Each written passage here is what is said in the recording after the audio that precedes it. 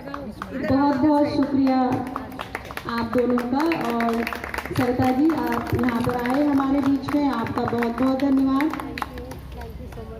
इस news channel पर जो भी वक्ता ने कहा वह है उसकी अपनी राय है, जिसकी पुष्टि भी डेमोक्रेसी पोस्ट में।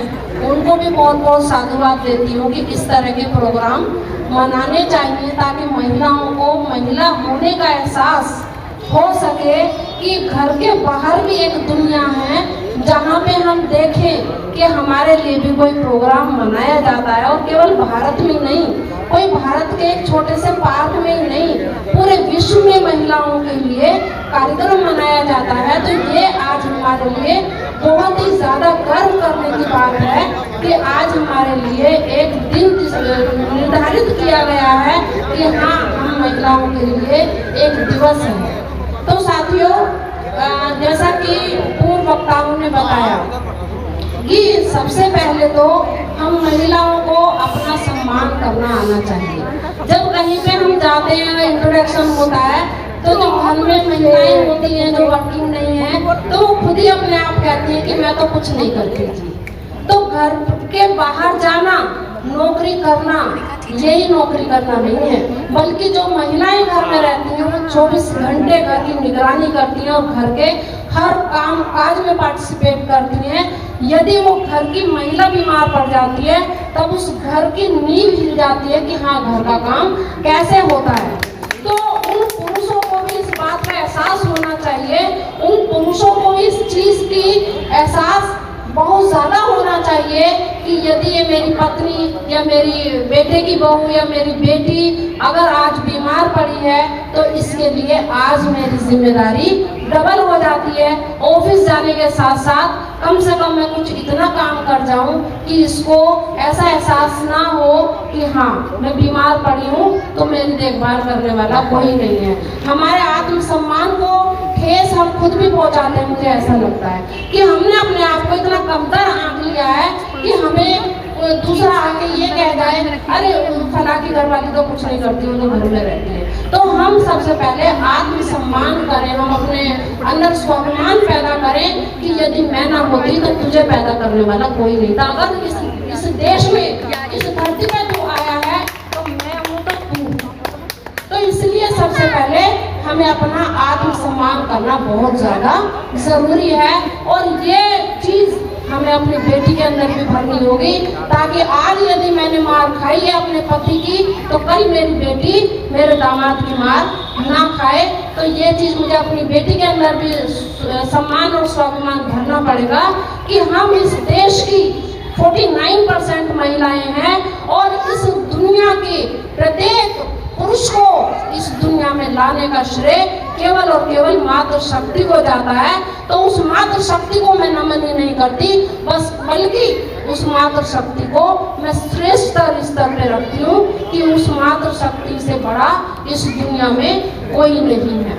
लेकिन यदि इस देश के इतिहास की बात की जाए तो हम महिलाओं ने जिनको जना, उन महिलाओं ने हमें मसोसा और हमें तोड़ा और हमें जमीन में गाड़ने की कोई कसर नहीं छोड़ी। और इतिहास इतना घिनौना है। प्रेम रोग एक फिल्म है, उस फिल्म को आप देखेंगे तो हमारे इतिहास के बहुत सारी चीजें उसमें दिखाई गई हैं कि जब एक पत्नी का पति मरता था तो वो जीवन में सिर उठा के चलने लायक नहीं रहती थी और उस पत्नी को, उस माँ को, उसको घर में अंधेरी कोठरी में डाल दिया जाता था। बाल सर पे नहीं हो सकते थे, झूठा फूटा खाना, ठंडा खाना खाती थी और उस महिला के साथ घर में कौन कौन क्या क्या करता था ये भी आप सभी जानते हैं। हमने अपने बड़ों से सुना है, हमने इतिहास में पढ़ा है और हमने फिल्मों के माध्यम से भी सुना है, समझा है और देखा है कि हमारे साथ साथ हमारी महान जो विभूतियाँ रही हैं उन्होंने क्या क्या झेला होगा। तो फिल्में उस चीज़ की साक्ष्य हैं, किताबें पुस्तकें उस चीज़ की साक्ष्य हैं। तो हमें इस बात पर गर्व होना चाहिए कि मैं एक महिला हूँ। और जो कामकाजी महिलाएं होती हैं उनके कंधों पे तो डबल जिम्मेदारी होती है। उनके कंधों पे घर की भी जिम्मेदारी होती है और उनके कंधों पे बाहर की भी जिम्मेदारी होती है, तो वो तो डबल तरीके से सफर करती है कहीं ना कहीं। तो वहाँ तो पुरुषों को बहुत ज्यादा सपोर्ट की जरूरत पड़ती है। आज हम देखें, बहू तो सबको कामकाजी चाहिए, कमाने वाली चाहिए, लेकिन सास ये भी एक्सपेक्टेशंस रखती है कि मेरे साथ नहीं बैठे, शाम की चाय तो कम से कम मेरे साथ पी सकती है, संडे को तो कम से कम मुझे खाना बना के दे ही सकती है। तो साथियों, मैं किसी को यहाँ पर कमतर नहीं कर रही हूँ, आप लोगों का निंदा नहीं कर रही हूँ मैं, लेकिन ये सच्चाई है। यदि हमें बहू काम वाली चाहिए तो हमें उसके साथ में सपोर्ट बन के खड़े रहना होगा, क्योंकि कोई भी यदि हमें बराबर वेतन दे रहा है तो हमसे बराबर काम भी ले रहा है। और आजकल मैं खुद एक कामकाजी महिला हूँ, तो आजकल काम करना, नौकरी करना आसान नहीं है। आजकल नौकरी करना आसान नहीं है और हर पग पे हमारे सामने चुनौतियां हैं। तो उन चुनौतियों को झेलते हुए जब हम कुछ पैसा कमा के लाते हैं घर में, तो घर में हम ये आशा करते हैं कि हमारे साथ कोई ना कोई सपोर्ट में जरूर हो। तो ऐसी हमें सोच बनानी पड़ेगी। जहाँ से पूर्व वक्ताओं ने खत्म किया, वहाँ से मैं 5 मिनट में अपनी बात को खत्म करूंगी कि यदि हम इक्वेलिटी की बात करते हैं, यदि हम समानता, स्वतंत्रता, बंधुता की बात करते हैं, तो ये शब्द कहाँ से आए? ये भारी भरकम शब्द जो हमने सुने होंगे, ये भारतीय संविधान हमें देता है। और भारतीय संविधान की यदि ऐसी संकल्पना किसी ने रखी, तो वो बाबा साहब डॉक्टर भीमराव अंबेडकर जी थे, जिन्होंने एक पुरुष होते हुए एक महिलाओं के दर्द को समझा। आज जो हम कामकाजी महिलाएं कुछ बैठी होंगी यहाँ पर, आज जो बच्चा पैदा होने के बाद में 6 महीने की मैटरनिटी लीव लेते हैं, वो कहाँ से आती है? वो हमें हिंदू कोड बिल नामक ग्रंथ जो बाबा साहब डॉक्टर अंबेडकर ने लिखा, वो वहाँ से मिल गया हमें। और वो कौन दे रहे हैं? एक पुरुष दे रहे हैं। तो जो कहते हैं हम कि पुरुष महिलाओं के दर्द को नहीं समझता, तो ये बात मैं बिल्कुल इस तरह से नकारती हूँ। सारी महिलाएं एक जैसी नहीं है, सारे पुरुष भी एक जैसे नहीं है। और हम इस बात में कतई विश्वास नहीं रखते कि पहले हम पिता के अंकुश में रहेंगे, फिर हम पति के अंकुश में रहेंगे, और जब पुत्र बड़ा होगा तो फिर हम पुत्र के अंकुश में रहेंगे। हम स्वतंत्र रूप से, प्रकृति हमें पैदा करती है और स्वतंत्र रूप से हम बड़े होंगे और स्वतंत्र रूप से हम मरेंगे। तो हमें स्वतंत्रता की भावना जो हमारे मन में आनी चाहिए, वो हमारी माँ हमें देती है। और साथियों, ये भी सच्चाई है, अगर गुलाम कोई बच्ची पैदा होती है तो उसका बहुत बड़ा श्रेय हम महिलाओं को जाता है। अगर बच्ची को हम समान भाव से पालें, हम बेटे के अंदर भी वो बात डालें, बेटी के अंदर भी वही बात डालें, दोनों के अंदर समान भाव हो, तो हमारे फिर जो देश में जो है व्यवस्था है, वो व्यवस्था में बन सकती है। जैसे कोविड आया, कोविड के टाइम में सारी मेड जितनी भी आती थी घरों में, हम सभी ने बंद कर दी थी। तो मैंने अपने घर में ये व्यवस्था बनाई। मैंने एक समय का बर्तन मेरी बेटी साफ करती थी तो झाड़ू पोछा बेटा करता था, और शाम के बर्तन वो करता था तो झाड़ू पोछा वो करती थी, खाना मैं बनाती थी। तो ये इस तरह की व्यवस्था हम सभी को करनी पड़ेगी। तो ना बेटी को माइंड होगा ना बेटे को। हमारी आधे से ज्यादा पॉपुलेशन भारत के शहरों से बाहर गांवों में बसती है।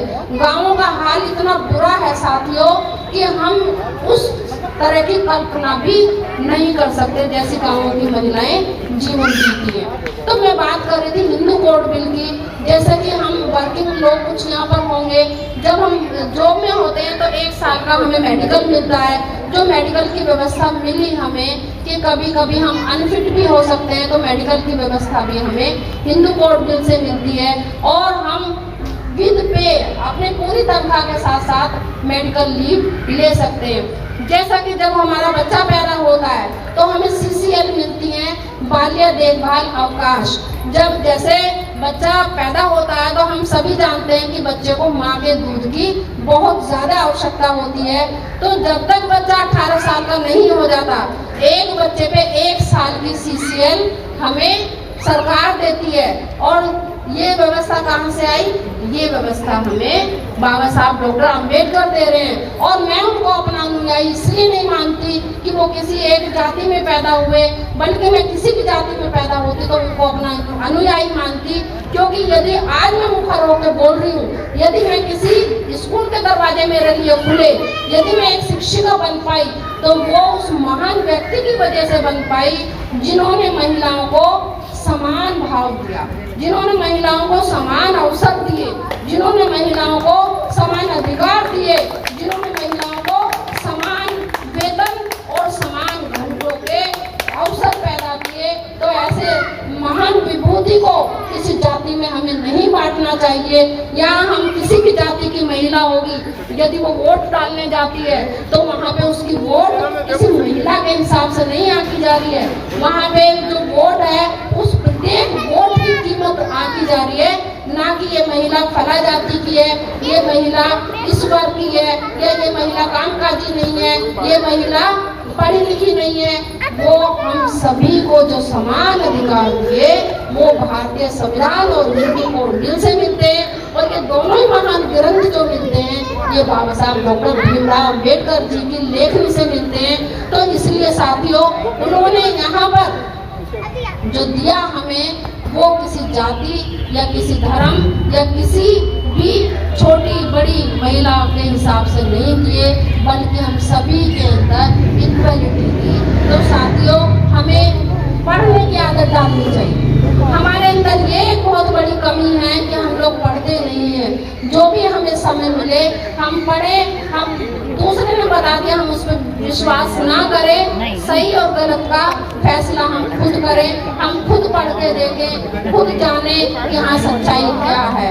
जब हम खुद पढ़ेंगे, खुद समझेंगे, खुद जानेंगे कि सच्चाई ये नहीं है जो हमें बताई जा रही है, जो व्हाट्सएप यूनिवर्सिटी चलती है, जो नफरत का माहौल हमारे देश में बना दिया गया है, वो नहीं है। सच्चाई इससे अलग है। क्योंकि कुछ लोगों को कुछ अपनी कुर्सी चाहिए, कुछ लोगों को कुछ अपनी राजनीति चाहिए, जो हमारे कंधों पे खड़े होकर बंदूक चलाते हैं। तो ऐसा हम होने नहीं देंगे। जब हम पढ़ने की आदत डालेंगे तो हम सही और गलत में खुद फर्क महसूस कर पाएंगे। साथियों, आपने इतने संयम से मुझे सुना, आप सभी का बहुत बहुत धन्यवाद। और पुनः आप सभी को महिला दिवस की बहुत बहुत शुभकामनाएं, मंगल कामनाएं, बहुत बहुत आभार।